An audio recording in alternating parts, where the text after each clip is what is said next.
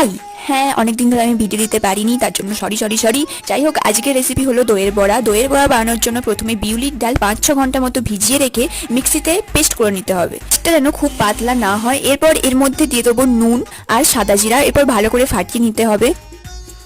এরপর কড়াইয়ে সাদা তেল গরম হয়ে গেলে বড়ার মতো করে পেস্টটা দিয়ে ভালো করে এপিট ওপিট লাল লাল করে ভেজে নেব।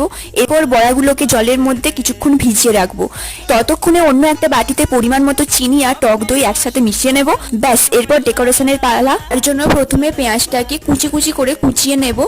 বড়াগুলোকে জল থেকে তুলে নিগড়ে নিয়ে প্লেটে সাজিয়ে নিয়ে তার মধ্যে দিয়ে দেব দই। এরপর দিয়ে দেবো ঝুরি ভাজা পেঁয়াজ, ভাজা মশলা আর সামান্য নুন।